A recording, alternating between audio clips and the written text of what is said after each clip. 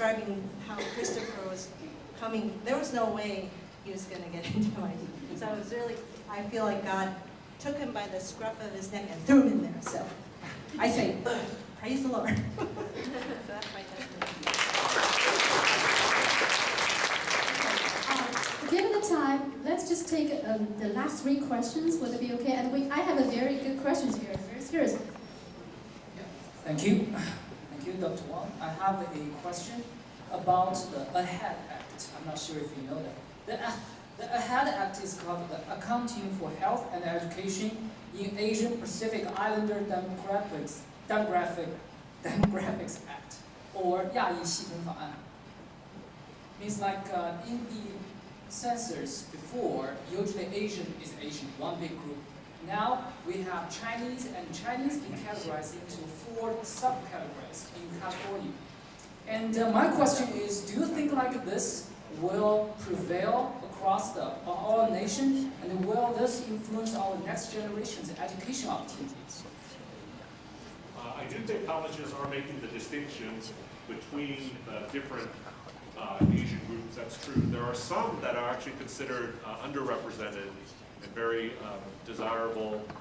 So Asians, I think, the people that were really handicapped before in college admissions, maybe you might have a very more Chinese that were very affluent and well-educated.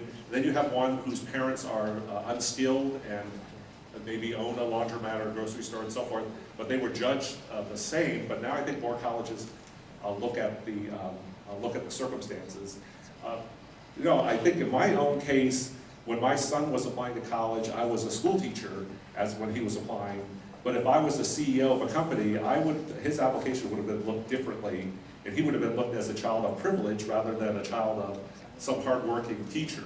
So I think a lot of factors come into play.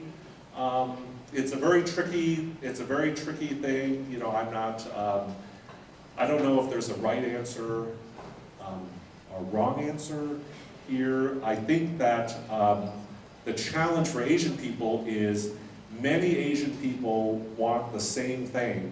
And so when you have many people that want the same thing, you create probably a much greater competition. So I'll give you an example. You know, Dr. Liu has a daughter, and the whole time I've known him, he's never said anything about her academics. He only talks about her athletic achievements because he said he wants to be different.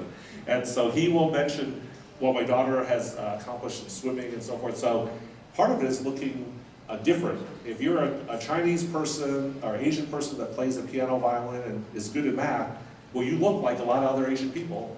And usually what happens is they all want to go to the same very small number of schools. So I do think that they now are trying to subdivide further. But the world is a lot more complicated too. So it's not just ethnicity. My son, when he was applying, when they asked the gender, are you male or female, there was actually like 5 or 6 different choices. So it's no longer even that simple question of whether you're male or female is more complicated. Even at our school, we had 5 or 6 students apply to Oklahoma School of Science and Math, and they refused to check the gender box. Are they a boy? Are they a girl? They did not want to answer that question. So if they can't answer that question, they certainly can't answer the ethnicity question, because that's a bit more complicated. Thank you. Yep.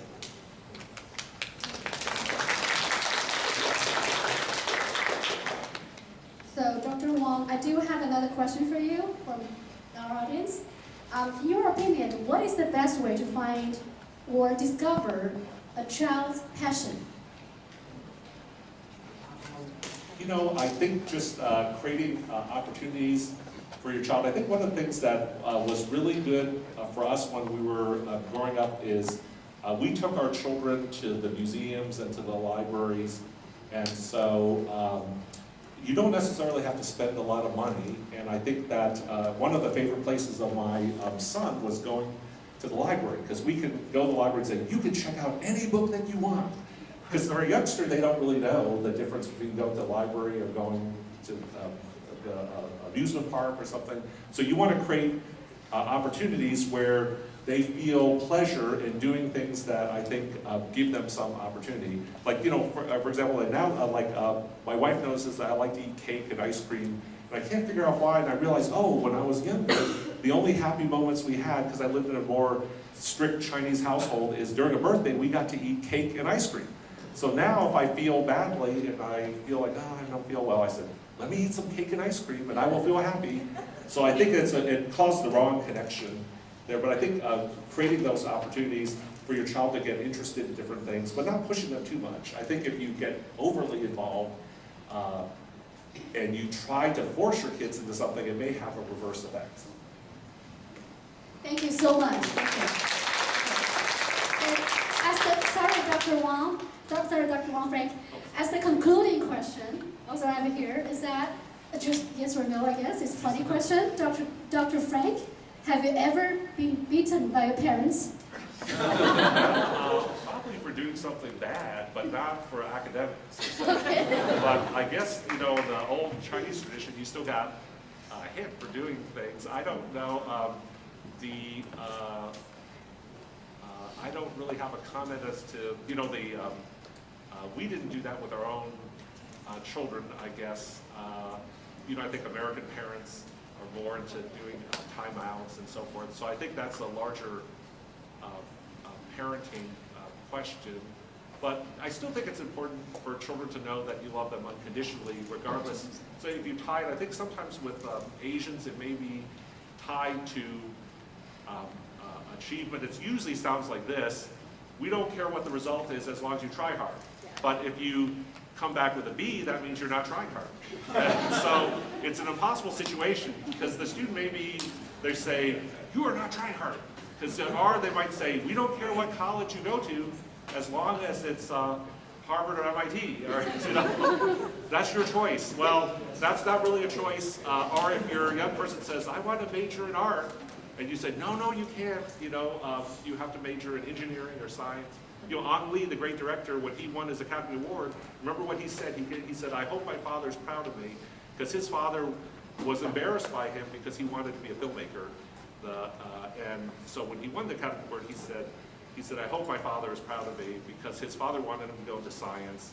And so that's a tricky thing. I did grow up in a household where my parents did not tell me they loved me, but that's not typical for Chinese parents to do that. So. But I still believe, and I was very physically distant from my mom. When I came home from college, I just shook hands with her. I didn't give her a hug. And so we had that sort of, but over time, but they grew up in a very traditional background. So. Thank you so much. Thank you. Thank you again. Thank you, Dr. Frank Wang, and also Judy Wang, and thank you all the panelists. And just to show a little appreciation, we have some beautiful flowers. And thank you so much for coming today to give us this fantastic talk. Thank you.